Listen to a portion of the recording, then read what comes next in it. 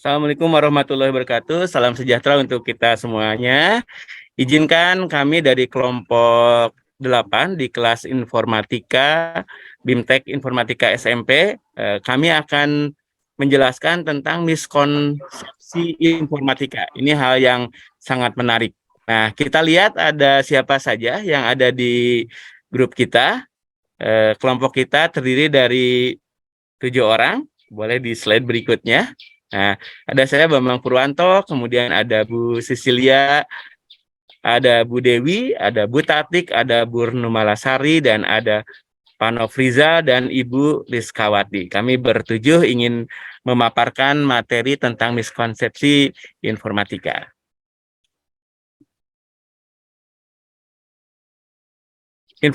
Informatika hal yang sangat menarik kita pelajari, sebuah pelajaran yang terus dikembangkan oleh pemerintah ya, dan perjuangannya memang luar biasa. Bagaimana asalnya pelajaran TIK kemudian menjadi informatika, dan ini perlu kita pelajari dan kita akan lihat miskonsepsi seperti apa sih yang terjadi di mata pelajaran ini. Kita bisa lihat seperti ini.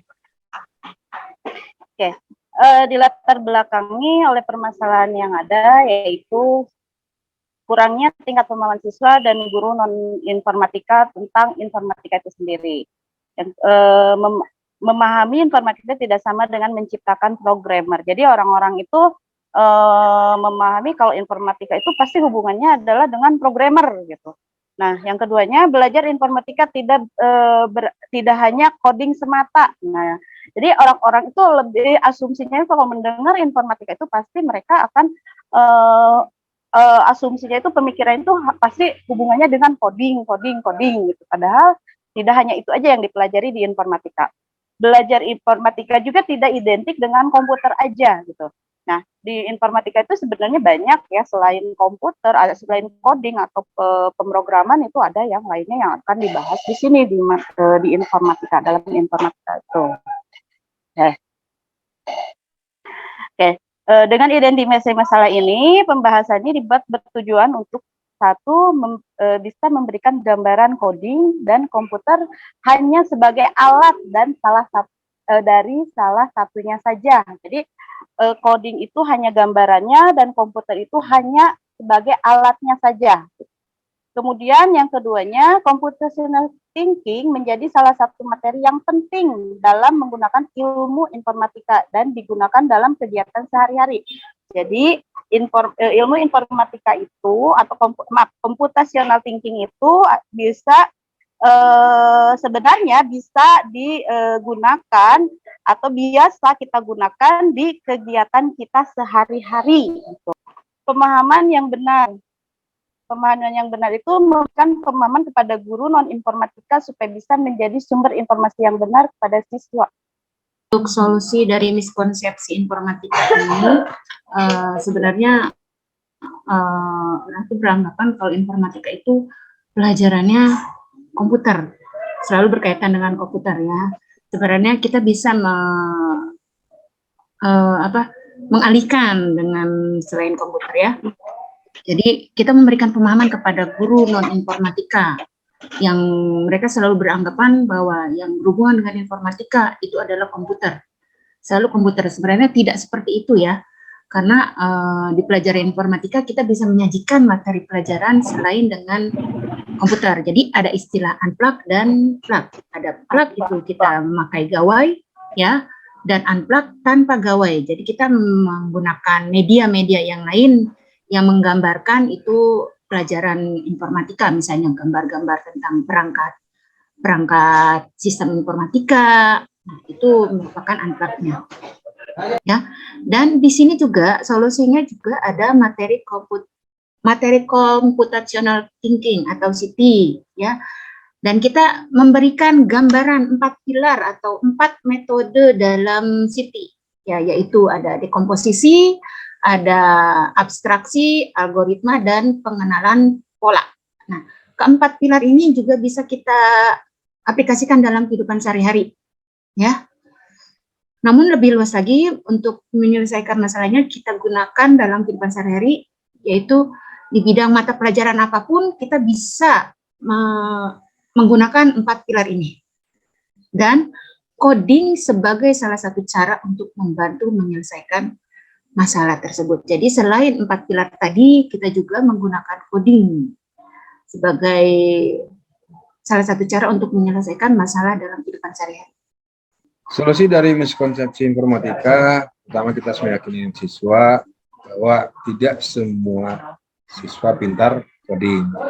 Straight salah satu cara yang diajarkan untuk dapat memahami cara kerja komputer.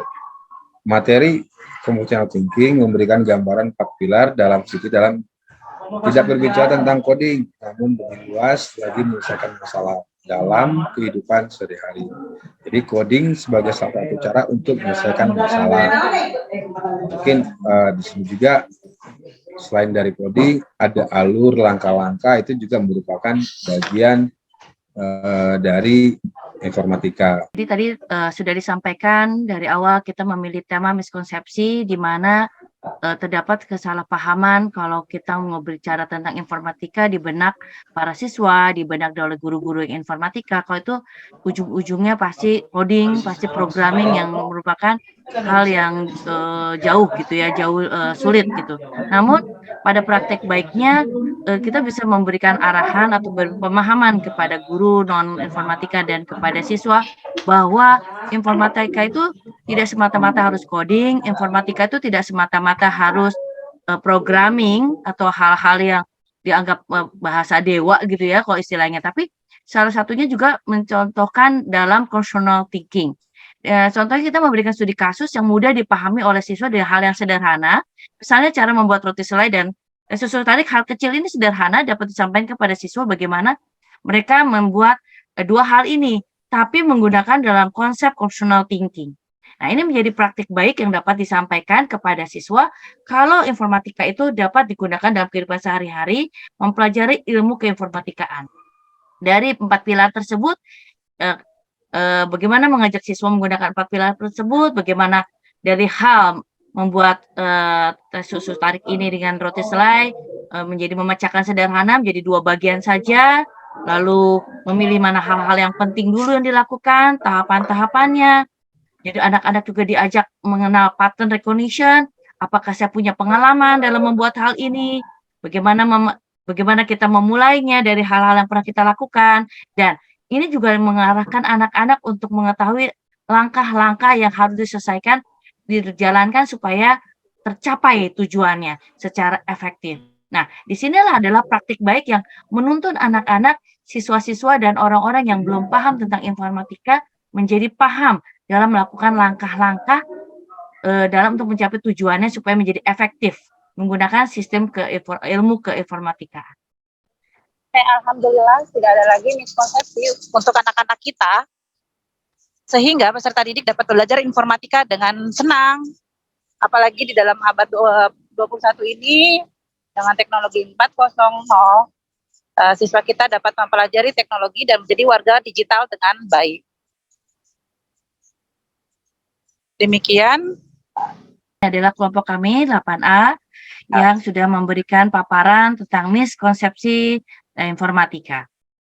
Semoga apa yang kami sampaikan dari kelompok kami bisa memberikan gambaran yang jelas bahwa informatika tidak seperti yang dibayangkan dan bisa menghasilkan hal yang lebih menarik dan bermanfaat untuk anak-anak didik kami. Sekian, terima kasih.